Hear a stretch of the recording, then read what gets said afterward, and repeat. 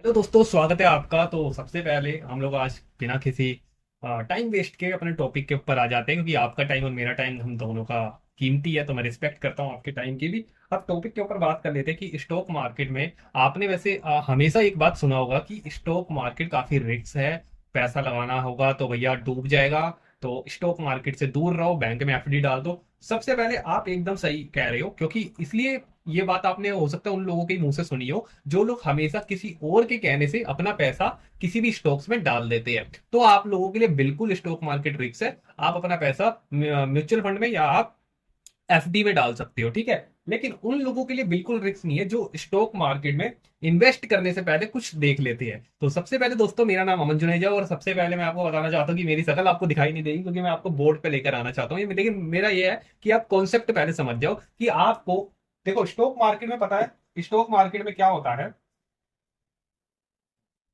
Stock market में आप stocks bye करते हो और कुछ समय तक आप उनको होल्ड करके रखते हो, अपने पोर्टफोलियो में रखते हो, और जब उनके प्राइस बढ़ जाते हैं तब आप उनको सेल कर देते हो, ठीक है। बाय आपने यहां पर करा, अब उसके प्राइस बढ़ गए तो सेल कर देते हो। लेकिन स्टॉक मार्केट में लिस्टेड जो कंपनी है 6,000 से ज्यादा है, तो आपको कैसे पता लगेगा कि आपको कौन सी कंपनियों के स्टॉक्स लेने चाहिए और कौन सी कंपनियों के नहीं लेने चाहिए। ज्यादा से ज्यादा आप 10 या 12 या 15 कंपनियों के ले पाओगे स्टॉक्स। इससे ज्यादा लेना चाहते हो तो आपका फंड साइज करोड़ों में होना चाहिए, ठीक है। यहां तक कि मैं ये कहना चाहता हूं, अगर करोड़ों में भी है तो भी आप 15 से ज्यादा अपना पोर्टफोलियो ना खोलो, 15-20 कंपनियों से ज्यादा आप ना खोलो तो अच्छा है, ठीक है। अब स्टॉक मार्केट में स्टॉक्स आप ले रहे हो, तो स्टॉक्स में आपको सबसे पहले क्या देखना चाहिए स्टॉक्स को लेने से पहले, जो बहुत सारे लोग नहीं देखते। उनका फ्रेंड उनको कॉल करता है, हेलो भाई जोमेटो का शेयर आ गया, ले ले, मैंने तो ले लिया, तू भी ले ले, बहुत जल्दी आगे बढ़ने वाला है, जोमेटो तो हर जगह चल रही है, तू भी खाना खाता ही होगा।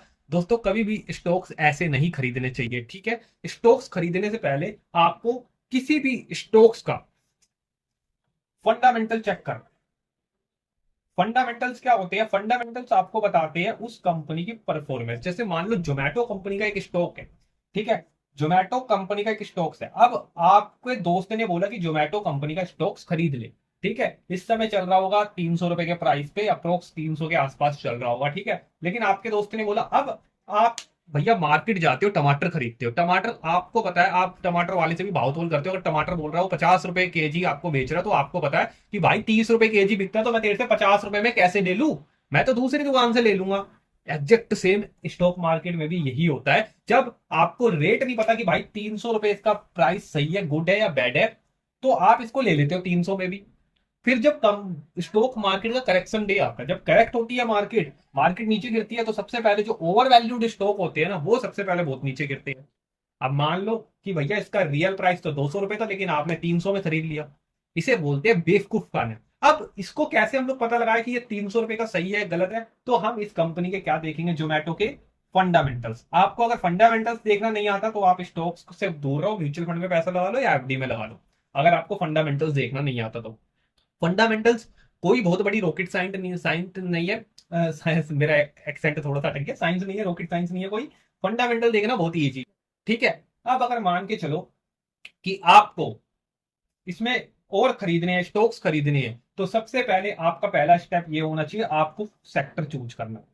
कौन से सेक्टर में आपको पैसा लगाना है, ठीक है। सबसे पहले ऑटोमोबाइल्स में लगाना चाहते हो तो ऑटोमोबाइल्स की कंपनी आ जाती है, Mahindra, Mahindra and Mahindra, Tata motor, TVS motor, ये ऑटोमोबाइल्स की कंपनियां है।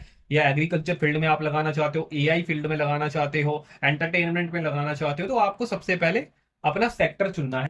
कौन से 2 या 3 या 4 सेक्टर आप चुन लीजिए, जिसमें से आप तीन तीन तीन कंपनियां सिलेक्ट कर लीजिए उसके फंडामेंटल देखकर। अब ये फंडामेंटल होते क्या है मैं आपको बता देता हूँ। फंडामेंटल्स होते हैं आपके, आपको किसी भी कंपनी का इन्वेस्ट करने से पहले उसका पीई रेशियो देखना चाहिए। पीई रेशियो क्या होता है? प्राइस टू अर्निंग रेशियो, ठीक है। पीई रेशियो बताता है इस कंपनी का जो स्टॉक है, जैसे फॉर एग्जांपल जोमेटो का है 300 रुपए, तो ये इस समय वैल्यू है या ओवर वैल्यूड है या अंडर वैल्यू है, ठीक है। ये चीज आपको कहां से पता लगता है? इस इंडिकेटर से आपको पता लगता है। पीई रेशियो जब आप चेक करते हो तब आपको पता लगता है ये 300 रुपए फेयर है नहीं है।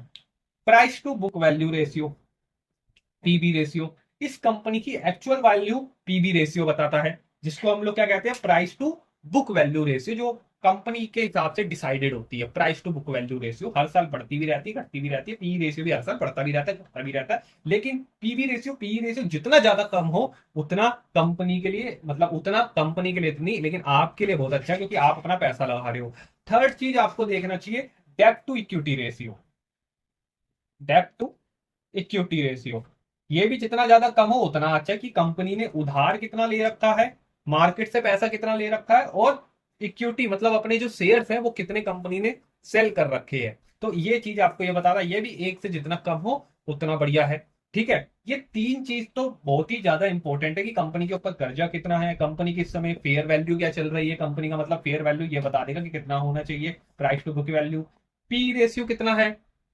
ठीक है, तो ये तीनों चीज बहुत ही ज्यादा इंपॉर्टेंट है। वैसे फंडामेंटल्स में और भी चीजें होती है, लेकिन ये तीनों चीज तो सबसे ज्यादा इंपॉर्टेंट होती है आपको किसी भी कंपनी से पैसा लगाने से पहले। और कंपनी के आपको क्या देखने चाहिए, लाइबिलिटीज कितनी है, एसेट्स कितना है, और पिछले 5 से 10 साल का ट्रैक रिकॉर्ड, की कंपनी के पिछले 5 साल में या 10 साल में परफॉर्मेंस कितनी रही है, कंपनी ने अपने इन्वेस्टरों को रिटर्न्स कितना दिया है। तो आपको कंपनी का पास्ट देखना बहुत ही इंपॉर्टेंट है। ठीक है, मान लो अब जैसे जोमेटो है, कि पास्ट में तो कंपनी काफी नेगेटिव रही थी क्योंकि ग्रोइंग स्टेज में थी, इन्वेस्टरों के पैसों के ऊपर जोमेटो चल रही थी। ठीक है, क्योंकि जोमेटो कंपनी जो है वो अपने आप को स्केल कर रही थी। मैं आपको एग्जांपल दे रहा हूँ, जोमेटो को खरीदने मत चले जाना मेरे कहने से, ठीक है, एग्जांपल दे रहा हूँ।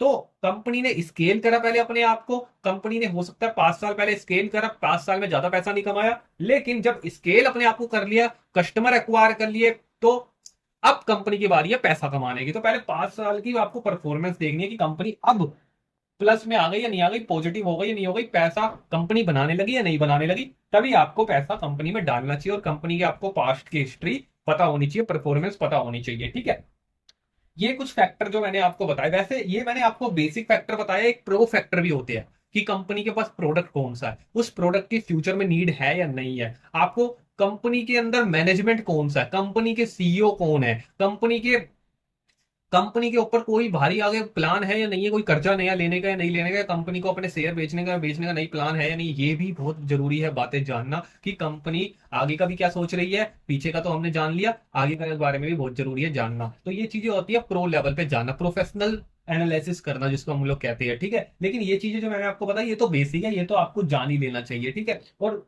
आपको अगर आप हफ्ते में एक बार एक्टिव रह सकते हो स्टॉक मार्केट में, जैसे वॉरेन बफेट क्या करते हैं, कोई भी एक स्टॉक लेते हैं, उसके फंडामेंटल चेक करते हैं, ये चीज अगर राइट होते हैं तो उसको खरीद लेते हैं, होल्ड कर लेते हैं, और लाइफ टाइम तक होल्ड कर लेते हैं।